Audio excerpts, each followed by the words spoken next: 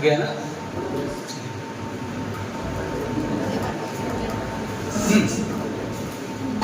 तो कल हमने खत्म किया था, हमारा टॉपिक था जनांकीय संक्रमण सिद्धांत, इसको अंग्रेजी में कहते हैं डेमोग्राफिक ट्रांजिशन थ्योरी। कल हमने बात करी थी डेमोग्राफिक ट्रांजिशन थ्योरी जो है वो W.S. थॉमसन ने 1929 में दिया। बाद में एक और विद्वान आए जिन्होंने इसमें थोड़ा संशोधन किया, जिनका नाम था नोटेस्टीन। और क्या नाम था? थॉमसन और नोटेस्टीन दोनों ने मिलकर ये सिद्धांत दिया है, ऐसा माना जाता है। थॉमसन और नोटेस्टीन दोनों ने इस सिद्धांत की अवधारणा के अंदर ये बात बताई कि कोई भी समाज जो होता है वो प्रारंभ में ग्रामीण होता है, पिछड़ा हुआ होता है, खेतीहर होता है। यहाँ से वह नगरीय, विकसित और औद्योगिक समाज में बदलता है ना। आज जितने भी विश्व के अंदर विकसित देश हैं, उदाहरण के लिए हम अमेरिका देख लें, ब्रिटेन देख लें, जापान देख लें, ये सारे देश कई साल पहले, आज से हम 200, 300, 400 साल पीछे चले जाएं तो उस समय उनकी स्थिति कैसी थी? वो सारे ग्रामीण थे, पिछड़े हुए थे, खेतीहर थे ना। यहाँ से वर्तमान में शिक्षित नगरीय और औद्योगिक प्रदेशों में, औद्योगिक देशों में इनका रूपांतरण हुआ। इस दौरान इनके अंदर जनांकीय संक्रमण उत्पन्न हुआ, जनांकीय संरचना में परिवर्तन उत्पन्न हुआ। इसी को जनांकीय संक्रमण सिद्धांत के नाम से जाना जाता है। क्लियर? तो डेमोग्राफिक ट्रांजिशन थ्योरी दिया किसने? थॉमसन और नोटेस्टीन ने। उनकी अवधारणा का मूल क्या था कि कोई भी समाज ग्रामीण, पिछड़ा हुआ, खेतीहर होता है।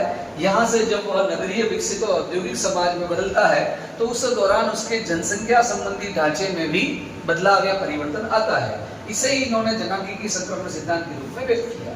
ठीक, अब इन्होंने कहा कि कोई देश जब औद्योगिक और नगरीय बनता है, इससे पहले जब वो ग्रामीण था तो ग्रामीण और खेतीहर समाज से जब वो औद्योगिक समाज की ओर बदलेगा, उस दौरान उसकी जनसंख्या में जो परिवर्तन होता है वो स्टेज वाइज होता है, अलग अलग चरणों में होता है। तो नोटेस्टीन और थॉमसन ने शुरुआत में 3 स्टेज बताई या 3 अवस्थाएं बताई। क्या बताई? 3 अवस्थाएं। कुछ विद्वानों ने 4 अवस्थाएं बताई हैं, कुछ विद्वानों ने 5 बताई हैं। लेकिन चूंकि हमारी 12th के एनसीईआरटी के अंदर हमें देखा कितनी अवस्थाएं हैं? 3। तो हम 3 अवस्थाओं को लेकर चलेंगे। मेरे पास दोनों ही डायग्राम्स अवेलेबल हैं, जो कि स्टेज 4 और 5 वाली भी है और स्टेज 3 वाली भी है। पहले हम एक छोटे से इस डायग्राम के माध्यम से समझते हैं कि किस प्रकार से जनसंख्या में संक्रमण होता है।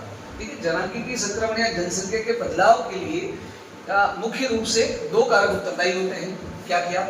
जन्म दर और मृत्यु दर। किसी भी क्षेत्र के अंदर प्राकृतिक दृष्टि से जनसंख्या में बड़े बदलाव के लिए 2 घटक मुख्य रूप से उत्तरदायी हैं। पहला जन्म दर और दूसरा मृत्यु दर। तीसरा एक और कारक था जो किसी क्षेत्र की जनसंख्या में वास्तविक बदलाव के लिए उत्तरदायी है, और वो था हमारा प्रवास। तो इस तरह से जनसंख्या परिवर्तन या जनसंख्या वृद्धि के लिए 3 घटक उत्तरदायी थे: जन्म दर, मृत्यु दर और प्रवास। इनमें से नोटेस्टीन और थॉमसन जैसे विद्वानों ने 2 जो कारक है उनको सक्रिय कारक माना, एक जन्म दर और दूसरा मृत्यु दर। यहाँ इस डायग्राम के अंदर आपको 2 लाइनें दिखाई दे रही होंगी, एक हॉरिजॉन्टल एक्सिस पे नीचे से ऊपर की तरफ, यहाँ 10, 20, 30, 40 दे रखा है। ये बर्थ और डेथ रेट है पर 1000। 1000 लोगों पर जन्म लेने वाले और मरने वाले लोगों की संख्या कितनी है। फिर यहाँ एक नीचे की ओर लाइन दे रखी है, बट लाइन भी दे रखी है, ये समय है, पहली अवस्था, दूसरी अवस्था, तीसरी अवस्था में क्या बदलाव होते हैं। इन्होंने कहा कि जन्म दर और मृत्यु दर का जनसंख्या ग्रोथ से बहुत बड़ा कनेक्शन है ना, कि किसी क्षेत्र के अंदर जनसंख्या में बदलाव इसी का परिणाम होता है, और ये स्टेप वाइज होता है, अवस्थाओं के अनुसार होता है। देखिए, सबसे पहले देखते हैं, इन्होंने प्रथम अवस्था की बात करते हैं। सबसे पहले हाई स्टेशनरी स्टेज या प्रथम अवस्था या जनसंख्या संक्रमण का प्रथम चरण, ऐसा कह सकते हैं इसे। इस प्रथम अवस्था की विशेषता क्या है? यहाँ 2 लाइनें दे रखी हैं, एक पर्पल कलर से और दूसरी ग्रीन कलर से। पर्पल कलर वाली लाइन का मतलब क्या है? जन्म दर दिखाती है, बर्थ रेट दिखाती है, और ग्रीन कलर वाली लाइन जो है वो क्या दिखा रही है?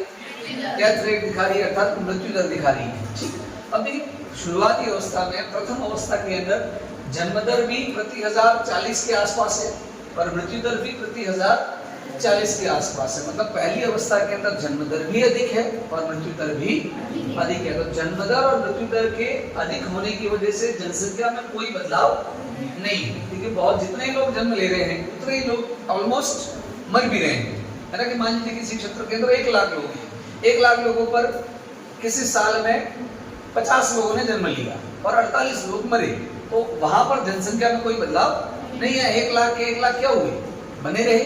तो प्रथम अवस्था के अंदर जन्म दर भी ज्यादा है और मृत्यु दर भी ज्यादा है। परिणाम स्वरूप जो पॉपुलेशन ग्रोथ का जो डायग्राम देख रहे हैं, इसकी जो लाइन देख रहे हैं, ये लाइन यहाँ पर पहली अवस्था में कैसी है, स्थिर है, इसमें कोई बदलाव नहीं है। तो हम यहाँ कह सकते हैं कि जनसंख्या संक्रमण की प्रथम अवस्था की क्या विशेषताएं हैं, जन्म दर भी अधिक और मृत्यु दर भी अधिक, जिस कारण से जनसंख्या में कोई बदलाव नहीं। अब इसके कारण क्या है उस पर आगे बात करेंगे, एक बार स्टेज समझ लेते हैं सारी। ये तो होगी पहली अवस्था। सेकेंड स्टेज के अंदर देखिए बर्थ रेट अभी भी ज्यादा है, लेकिन डेथ रेट जो है, जिसको मोर्टिलिटी रेट कह सकते हैं, मृत्यु दर कह सकते हैं, इस समय क्या हुआ, गिरावट आई। जन्म दर अभी भी ज्यादा है लेकिन मृत्यु दर में गिरावट आ रही, कमी हो रही है। तो मृत्यु दर कम लेकिन जन्म दर ज्यादा। परिणाम क्या होगा, देखिए फिर से इसको मैं उदाहरण से समझा रहा हूँ कि 1 लाख लोगों पर जन्म लेने वाले लोगों की संख्या है 40 या 45 और मरने वाले लोगों की संख्या पहुंच गई 15 से 20।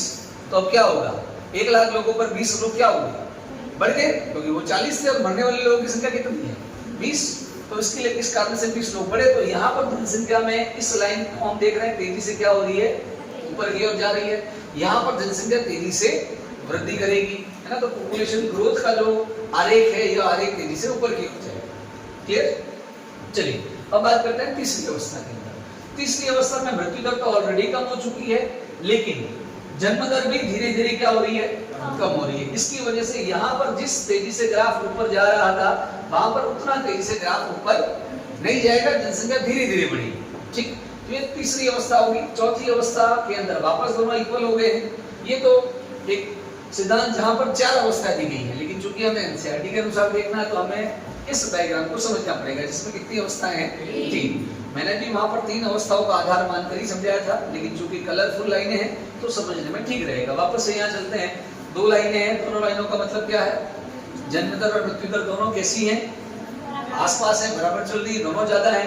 तो यदि यहाँ पर यदि मैं नीचे से एक लाइन, एक आरेख बनाऊं जो कि पॉपुलेशन ग्रोथ को इंगित करेगा, तो मैं यहाँ पर ले लेता हूँ किसी और स्याही से, तो यहाँ पर जनसंख्या में कोई बदलाव नहीं आएगा, जनसंख्या एज इट इज बनी रहेगी। सेकेंड स्टेज के अंदर देखिए अभी बर्थ रेट जो है, बीआर जो है हमारी, वो तो कैसी है, ज्यादा है, लेकिन डीआर जो है अर्थात डेथ रेट जो है वो क्या हो चुकी है, कम हो चुकी थी। यहाँ पर ये जो ग्राफ है वो तेजी से क्या करेगा, ऊपर की ओर बढ़ेगा। तो दूसरी अवस्था को हम कह सकते हैं जनसंख्या विस्फोट की अवस्था। यहाँ पर बहुत तेजी से जनसंख्या एक तरह से ब्लास्ट हुआ और इस तरह से ग्रोथ करी। क्लियर। तीसरी अवस्था में आइए, देखिए बीआर तो ऑलरेडी नीचे आ चुका है और एमआर भी घटते डेथ रेट ऑलरेडी पहले ही नीचे आ चुकी थी, बीआर भी धीरे धीरे घटते क्या हो गया, नीचे आ गया। और तीसरी स्टेज में आते आते दोनों ही क्या हो गए, इक्वल। कि प्रति 1000 लोगों पर मरने वाले लोगों की संख्या 15, जन्म लेने वाले लोगों की संख्या भी 15, इक्वल। परिणाम स्वरूप क्या होगा, यहाँ पर ये जो लाइन है जनसंख्या वृद्धि वाला जो ग्राफ यहाँ ऊपर जा रहा था, अब ऊपर में जाकर क्या होगा, सीधा चलेगा, क्योंकि अब जनसंख्या में फिर कोई बदलाव नहीं आएगा। तो ये किसकी विशेषता है, जब कोई समाज ग्रामीण हो, पिछड़ा हुआ हो, अशिक्षित हो, चिकित्सकीय सुविधाएं नहीं हो, खान पान का स्तर निम्न हो, उसका परिणाम है। तो यहाँ पर जन्म दर और मृत्यु दर दोनों ही ज्यादा है। ये बीच की अवस्था है, जब सरकारी प्रयासों से मृत्यु दर पर काबू पा लिया जाता है ना, पोषण का स्तर सभी लोगों को पर्याप्त मात्रा में भोजन मिल रहा है, वो भी बराबर है, लेकिन साक्षरता में कमी है, लोगों में बढ़ते परिवार को लेकर जो उसकी नुकसान है उसकी जागरूकता नहीं है, परिवार नियोजन का अभाव है, या लोग उनको अपनाना नहीं चाहते। इन सभी कारणों से जन्म दर अभी भी क्या बनी हुई थी, ज्यादा बनी हुई। इसकी वजह से जनसंख्या क्या हुई, तेजी से ग्रोथ करती है। और तीसरी अवस्था में फिर जो समाज है, वो समाज हमने शुरुआत में बात करी थी, कैसा हो जाता है, शिक्षित, नगरीय और औद्योगिक। तो ये समाज रहा, यहाँ पर स्टेज के अंदर समाज पहुंच गया, शिक्षित है, औद्योगिक है, नगरीय है। तो ऐसी स्थिति में जन्म दर भी कम हो जाएगी और मृत्यु दर भी कम हो जाएगी। तीसरी अवस्था की विशेषता कि जो जनसंख्या जो वृद्धि है वो बिल्कुल स्लो हो जाएगी, जनसंख्या बहुत धीमी गति से बढ़ेगी या जनसंख्या स्थिर हो जाएगी। तो इस तरह से नोटेस्टीन और थॉमसन ने कितनी अवस्थाएं बताई, 3 अवस्थाएं। मेरे ख्याल से हम लोग समझ चुके हैं। अब इनके कारणों पर चर्चा करते हैं। चलिए पहली अवस्था में बात करते हैं। पहली अवस्था के अंदर हम बात कर रहे थे कि पहली अवस्था में कोई भी समाज कैसा है, ग्रामीण है, अशिक्षित है, खेतीहर है, पिछड़ा हुआ है। यहाँ पर लोगों को पर्याप्त मात्रा में भोजन उपलब्ध नहीं है, चिकित्सकीय सुविधाएं नहीं के बराबर हैं, लोग साक्षर नहीं है, लोग ऐसा समझते कि खेत में काम करने वाले लोग जितने ज्यादा होंगे उतना ही वो उत्पादन क्या कर पाएंगे, ज्यादा कर पाएंगे। कि एक खेत है, मान लीजिए खेत के अंदर एक परिवार की जो आय है वो आय क्या है, उसकी परिवार के सदस्य, कि जितने ज्यादा सदस्य खेत में काम करेंगे उत्पादन उतना ही ज्यादा होगा। ऐसी मानसिकता है यहाँ पर लोगों की। इसकी वजह से परिवार का आकार वो क्या करना चाहते हैं, बढ़ाना चाहते हैं। परिवार रोकने पर इनका कोई विचार नहीं होता है। साथ ही साथ चिकित्सा की सुविधा नहीं है। तो एक तरफ तो अशिक्षा है, परिवार नियोजन की जानकारी नहीं है और जागरूकता का भी अभाव है। इसकी वजह से परिवार का आकार बड़ा होता है, अर्थात जन्म दर ज्यादा है। दूसरी तरफ चिकित्सकीय सुविधा नहीं है, पोषण का स्तर निम्नतम है, लोग बहुत निम्नतम दशाओं से जीवन जी रहे हैं। इसकी वजह से मृत्यु दर भी ज्यादा है।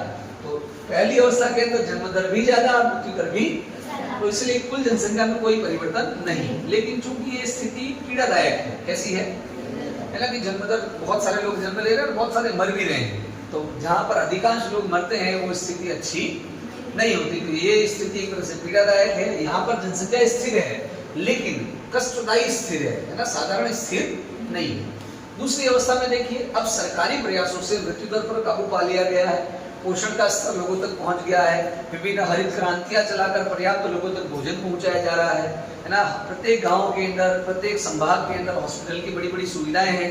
विभिन्न बड़े बड़े जो रोग हैं ना, जैसे टीबी हो गया, मलेरिया हो गया, नारू रोग हो गया, इनके उन्मूलन के कार्यक्रम चलाए जा रहे हैं। तो इनकी वजह से इन छोटी छोटी बीमारियों से मरने वाले लोगों की संख्या क्या हो रही है, कम हो रही है। सरकार द्वारा इस तरह के प्रयास करने से एमआर जो है या डेथ रेट जो है, डीआर जो है, वो क्या हो रही है, नीचे आ गई है। लेकिन चूंकि समाज अभी भी कैसा है, अशिक्षित है, अभी भी खेतीहर है, तो इसलिए परिवार के आकार को लेकर अभी भी कोई चिंता नहीं है। तो इसलिए बर्थ रेट जो है वो अभी भी कैसी बनी हुई है, हाई बनी हुई। कैसी बनी हुई है, परिणाम क्या होगा, मरने वाले लोगों की संख्या कम, जन्म लेने वाले लोगों की संख्या ज्यादा। निष्कर्ष क्या निकलेगा, जनसंख्या तेजी से बढ़ेगी। कैसी बढ़ेगी। तीसरी अवस्था की बात करें तो तीसरी अवस्था में समाज बिल्कुल विकसित हो चुका है। प्रत्येक पढ़े लिखे लोग हैं, परिवार के आकार को लेकर उनको समझ है कि परिवार जितना बड़ा होगा उनके जीने की दशाएं उतनी क्या होती जाएंगी, कम होती जाएंगी, निम्नतम होती जाएंगी। देखिए मैंने कल भी उदाहरण दिया था कि एक परिवार के अंदर 10 लोग हैं और 1 किलो सेब आ रहे हैं, और 1 किलो सेब कितने लोग खाएंगे, 10 लोग खाएंगे। वहीं एक परिवार के अंदर 2 पति पत्नी और 2 उनकी संतान है, 4 ही लोग हैं, तो 1 किलो सेब वो 4 खाएंगे। तो पोषण का स्तर किसे बढ़िया मिलेगा उसको।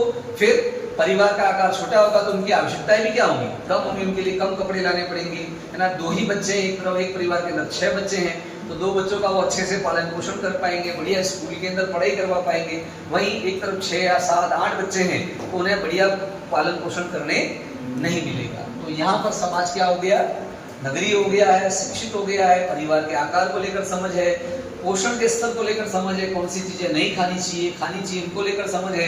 तो यहाँ पर गंभीर बीमारियों पर पूरी तरह से काबू है।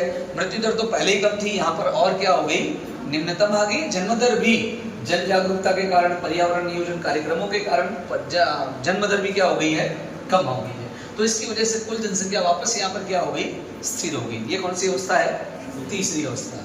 तो पहली अवस्था के अंदर वर्तमान में कौन कौन से देश हैं, एक तो बांग्लादेश है, दूसरे जो विषुवत-रेखीय, जहाँ पर बहुत अधिक विषुवत-रेखीय वर्षा होती है, भूमध्य-रेखीय वर्षा के जो क्षेत्र है वो सारे के सारे कौन सी अवस्था में, अभी प्रथम अवस्था में। कह सकते हैं अधिकांश अफ्रीकी देश, कौन से देश, अधिकांश अफ्रीकी देश आज भी कौन सी स्टेज के अंदर है, पहली अवस्था में। अफ्रीका महाद्वीप के अंदर मिस्र को छोड़ दीजिए, इजिप्ट को छोड़ दीजिए और साउथ अफ्रीका को छोड़ दीजिए, बाकी अधिकांश देशों की स्थिति अच्छी नहीं है। तो वो सारे स्टेज फर्स्ट के अंदर है। स्टेज सेकंड के अंदर पेरू आता है, श्रीलंका आता है और कीनिया आता है। क्या क्या आते हैं, पेरू, श्रीलंका और कीनिया। ये सारे कौन सी अवस्था में है, सेकंड स्टेज के अंदर। और तीसरी अवस्था जो कि बहुत विकसित देशों की अवस्था है, यहाँ पर कनाडा है, जापान है और अमेरिका है। भारत को भी हम मान सकते हैं कि भारत भी तीसरी अवस्था के प्रारंभिक चरण में प्रवेश कर चुका है। चूंकि हमने भारत की जन्म दर को देखा, भारत की पॉपुलेशन ग्रोथ रेट को देखा है, तो भारत की जनसंख्या वृद्धि दर वर्तमान में लगभग 17.5% है। कितनी है, ये 1981 की जो सेंसस थी, 1981 की जनगणना के दौरान ये लगभग 24% थी। कितनी थी, 1981 के अंदर 24% लोग पड़े थे 71 से 81 के बीच में, और 2001 से 2011 के बीच में कितने बढ़े हैं, 17.5%। कितने बड़े हैं? 17.5% का आंकड़ा 24 से क्या हो रहा है? कम हो रहा है। तो हम धीरे धीरे कौन सी अवस्था में प्रवेश कर चुके हैं? तीसरी अवस्था के अंदर प्रवेश कर चुके हैं। चलिए, तो हमने देख लिया कि किस प्रकार जनांतरिक संक्रमण सिद्धांत इस बात की व्याख्या करता है कि कोई समाज ग्रामीण खेतीहर पिछड़ा हुआ है, वहां से नगरीय औद्योगिक समाज में बदलेगा तो जनसंख्या में क्या बदलाव आएंगे। इसके बाद भूगोल के अंदर और विशेष रूप से जनसंख्या भूगोल के अंदर बढ़ती जनसंख्या के क्या परिणाम हो सकते हैं और जनसंख्या को कैसे कम किया जाए, उस पर बातें होने लगी। उन्हीं बातों में सबसे प्रथम बात है ना, बढ़ती जनसंख्या के क्या नुकसान हो सकते हैं, इस पर भूगोल में सबसे प्रथम बार बात करने वाले विद्वान थे जिनका नाम था sir Robert Thomas Malthus. Robert Thomas Malthus ने 1798 में ही, आज से बहुत पहले सन 1798 के अंदर ही बढ़ती जनसंख्या के जो परिणाम क्या होंगे और किस तरह से पॉपुलेशन को कंट्रोल किया जाना चाहिए, उस पर एक ऐसे लिखा, एक किताब लिखी। शुरुआत में ऐसे आता है, उस ऐसे के बाद उनके जो विचार थे खुद किताब में आए। उनकी किताब का नाम है an essay on principle of population. क्या था? An essay of principle of population, की जनसंख्या के सिद्धांतों पर एक निबंध। क्या नाम था इनके एसे का? जनसंख्या के सिद्धांतों पर। इसके अंदर इन्होंने सबसे पहले जनसंख्या का सिद्धांत दिया या बढ़ती जनसंख्या के नुकसान बताए। क्या बताया? इन्होंने कहा कि विश्व के अंदर जनसंख्या बहुत तेजी से बढ़ रही है।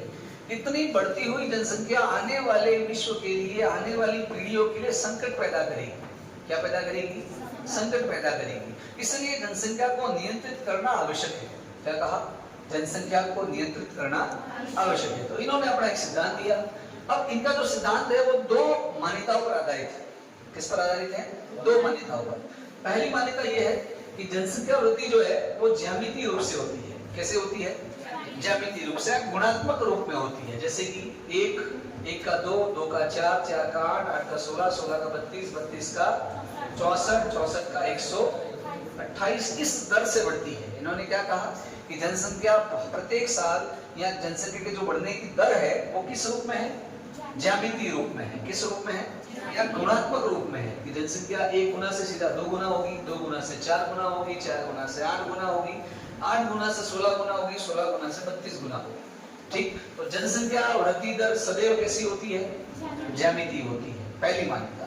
दूसरी मान्यता कही कि उस जनसंख्या के पोषण के लिए जो खाद्यान्न है या पोषक तत्व है, पोषण पदार्थ हैं, उन खाद्यान्न पदार्थों की जो वृद्धि है वो गणितीय विधि से होती है। कैसे होती है? अंक गणितीय विधि से। जैसे कि 1, 2, 3, 4, 5, 6, 7 कि पहले साल जनसंख्या 1 गुना थी, 1 से कितनी हो गई? लेकिन कुल संसाधनों में वृद्धि हुई 2 गुना है। अगले साल 2 गुना से जनसंख्या कितनी हुई? लेकिन संसाधन 3 गुना ही बढ़े हैं। फिर जनसंख्या 8 गुना हो गई लेकिन संसाधन 4 गुना बढ़े हैं। फिर जनसंख्या 16 गुना हो गई है लेकिन संसाधन 5 गुना बढ़े हैं। फिर जनसंख्या 32 गुना हो गई है, संसाधन 6 गुना बढ़े हैं। मतलब संसाधनों के बढ़ने की दर और जनसंख्या के बढ़ने की दर में बहुत बड़ा अंतर आ जाएगा और ये अंतर आने वाले समय में आने वाली पीढ़ियों के लिए एक बड़ा संकट उत्पन्न करेगा। तो इनके दो सिद्धांत, दो मान्यता समझ में आ गई कि जनसंख्या सदैव ज्यामितीय या गुणात्मक दर से बढ़ती है, वहीं खाद्यान्न पदार्थ या पोषक तत्व जो है वो अंक गणितीय दर से बढ़ते हैं। इस दौरान दोनों के अंदर अंतर क्या होता जाएगा? बढ़ता जाएगा। क्या होता जाएगा? और एक समय ऐसा होगा कि धरातल पे, पृथ्वी पे खाद्यान्न का संकट उत्पन्न हो जाएगा। जितनी जनसंख्या होगी उतनी जनसंख्या का भरण पोषण करने के लिए हमारे पास खाद्यान्न नहीं होंगे। एक बड़ा खाद्यान्नों का संकट उत्पन्न होगा। ये आज से बहुत पहले 1798 में बात कर ली थी। किसने? माल्थस ने। इसे माल्थस का सिद्धांत कहते हैं। फिर आगे ये तो हो गई अलग अलग वृद्धि की बात। अब इन्होंने कहा कि होगा क्या? इसकी वजह से बहुत सारे भयंकर दुष्परिणाम निकलेंगे। अब क्या करना चाहिए बताइए? जनसंख्या वृद्धि को रोकना चाहिए। हम क्या बताएंगे? अगर ऐसी स्थिति आई तो क्या होगा? वृद्धि को नियंत्रित करना पड़ेगा। क्या करना पड़ेगा? जो जनसंख्या की वृद्धि है उस वृद्धि को कंट्रोल करना पड़ेगा। जनसंख्या को कैसे कंट्रोल किया जाए? तो जनसंख्या वृद्धि के नियंत्रण के इन्होंने 2 उपाय बताए। कितने उपाय बताए? 2। पहले जो उपाय है वो मानव कर सकता है। कौन कर सकता है? मानव। और दूसरे उपाय जो है यदि मानव नहीं करेगा तो अपने आप में कौन करेगा? प्रकृति करेगी। ठीक, अब या तो मानव खुद सचेत हो जाए कि बढ़ती जनसंख्या के क्या नुकसान होंगे, वो खुद ही जनसंख्या को नियंत्रित कर ले। अब क्या उपाय हो सकते हैं, चलिए बताइए। जनसंख्या को कंट्रोल करने के क्या उपाय मानव अपना सकता है, बताइए। Very good. तो विवाह की आयु को बढ़ा दिया जाए।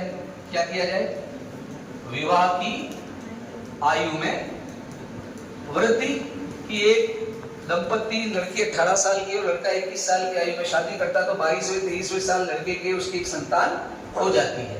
वहीं यदि विवाह की आयु को लड़के की आयु 26 साल कर दिया जाए और लड़की की आयु को 24 साल कर दिया जाए, तो जो जनसंख्या लड़के के 21-22 साल में बढ़ रही थी, वो जनसंख्या 26-27वें साल में जाकर क्या होगी, बढ़ेगी। तो काफी हद तक हमें जनसंख्या को क्या कर सकते हैं, कंट्रोल कर सकते हैं। विवाह की आयु में वृद्धि नंबर 1।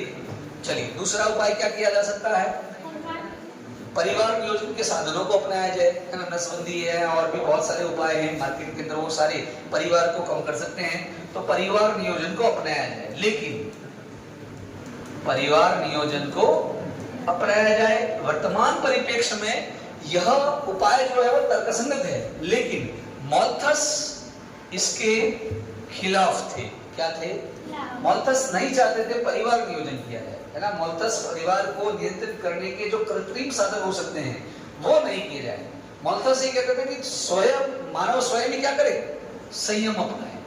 क्या अपनाए, कि उसे संतान पैदा नहीं करनी चाहिए, संयम अपनाए। ठीक, और फिर माल्थस ने ये भी कहा कि परिवार बढ़ाना मानव की शारीरिक आवश्यकता भी है और सामाजिक आवश्यकता भी है। दोनों को माल्थस ने मिक्स कर दिया था। ठीक, तो मानव ये उपाय अपना सकता है। यदि मानव समय रहते इन उपायों को नहीं अपनाए और परिवार को छोटा ना रखे, जनसंख्या को नियंत्रित नहीं करे, तो प्रकृति के उपाय एक्टिवेट हो जाएंगे। कौन एक्टिवेट हो जाएंगे, प्रकृति के उपाय। प्रकृति के उपाय क्या है, प्रकृति गंभीर महामारी लेकर आ जाएगी, जैसा कि प्रत्येक 100 सालों में होता है। जैसे कोविड-19, 2019 में कोविड आया, एक साथ लाखों की संख्या में लोग मर गए। प्रकृति ने जनसंख्या को क्या कर दिया, संतुलित कर दिया। या इससे पहले क्या होते थे, युद्ध होते थे ना। प्रकृति कहीं ना कहीं मानव के दिमाग में ऐसी बातें डालेगी कि दो देश आपस में क्या करेंगे, जंग लेंगे। जैसे कि इजराइल, ईरान, रूस और यूक्रेन, है ना। इस तरह के वॉर हो रहे हैं, है ना। इन वॉर से भी बहुत सारे लोग क्या कर रहे हैं, मर रहे हैं। तो ये भी प्रकृति द्वारा उपाय है। तो गंभीर महामारियां, युद्ध या कोई प्राकृतिक आपदा जैसे भूकंप, ज्वालामुखी, है ना, सुनामी आदि के द्वारा प्रकृति जनसंख्या को क्या कर देगी, नियंत्रित करेगी। लेकिन ये उपाय मानव के लिए कैसे होंगे, दुखदायी होंगे। कैसे होंगे, है ना। हम किसी अपने चिर परिचित या अपने प्रिय को खोते हैं तो हमें क्या होता है, तकलीफ होती है ना। कि उसे इस तरह से कोई बीमारी हो जाए या किसी युद्ध के अंदर मारा जाए, एक्सीडेंट हो जाए, तो ये उपाय जो है वो प्रकृति द्वारा उपाय के अपनाए गए उपाय नुकसानदायक है, हानिकारक है, कष्टकारी है मानव के लिए। तो मानव को स्वतः ही क्या करना चाहिए, परिवार को नियंत्रित करना चाहिए, जनसंख्या वृद्धि को कंट्रोल करना चाहिए। यह सिद्धांत क्या कहलाता है, माल्थस का सिद्धांत। क्या कहलाता है, क्लियर। तो माल्थस जनसंख्या वृद्धि के खिलाफ थे। माल्थस ऐसा मानते थे कि जनसंख्या में वृद्धि और संसाधनों में वृद्धि दोनों अलग अलग दर से होती है। दोनों की दर क्या है, अलग अलग है। एक ज्यामितीय दर से बढ़ती है और दूसरी अंकगणितीय दर से बढ़ती है। और दोनों ही बढ़ने की दरों में अंतर होने की वजह से आने वाले समय में पृथ्वी पर खाद्यान्नों का संकट उत्पन्न हो जाएगा।